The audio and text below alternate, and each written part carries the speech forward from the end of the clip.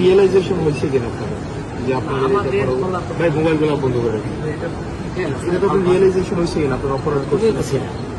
আমরা তো ছিলাম বলতে স্যার, আমরা তো আপনার অপরাধ করছেন যে ছাত্রলীগ নির্যাতন নিপীড়ন করছে, আপনারা এগুলো ইন্ধন দিচ্ছেন, এগুলো নিয়ে স্যার আপনার অনুতপ্ত কিনা স্যার? তোমার এই কথাগুলো কেমন না আসলো? কেমন না স্যার? আপনি তুমিও তো আমাদের মধ্যে না, আমি আপনাদের মধ্যে ছিলাম, আমি আপনাদের বিরোধিতা করছি। না, আমি আপনার বিরোধিতা করছি।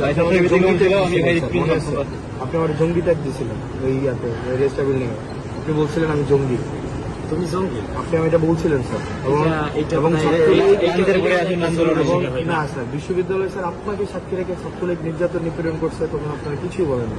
এবং স্যার রিয়েলাইজেশন হলে তো ফাইন, আপনারা আমাদের সমাজের বিবেক, রিয়েলাইজেশন এটা হয় কিনা যে স্যার এটা অত্যাচার, অন্যায় হইলে সেটা আপনাদের এই রিয়েলাইজেশন হয় কিনা স্যার? আমাদের বলা তো ওইটা তো বলো, প্রত্যেকটা মানুষের ব্যক্তিগতভাবে মনে করি যে কোনো অন্যায় হইলে সেটা স্যার আপনার সময় অন্যায় হয় না বিশ্ববিদ্যালয় স্যার, গ্যাস্ট্রুম গণরম অন্যায় হয় না? গেস্টরুম গণরুম তো ধারাবাহিকভাবে ফিরে চলে আসে। এটা আপনার সময় ছিল?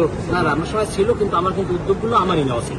জানি স্যার নিরসনের না হাসনাত, এটাও তুমি জাতি হিসাবে আপনাদের লেখা পড়ার তারপরে কাজের মধ্যে এই জিনিসগুলো আসা উচিত, রিফ্লেকশন হওয়া এটাও উচিত। তো স্বীকার করবা যে পদক্ষেপগুলো সেগুলো কিন্তু আমিই নিয়েছিলাম, এটাও স্যার আপনারা সবসময় ডিনাই করছেন কোন অর্থে সেটা ভিন্ন, কিন্তু শুরুটা কিন্তু আমিই করেছিলাম। নির্যাতন নিপীড়ন তোমরা সহযোগিতাও করছিলাম।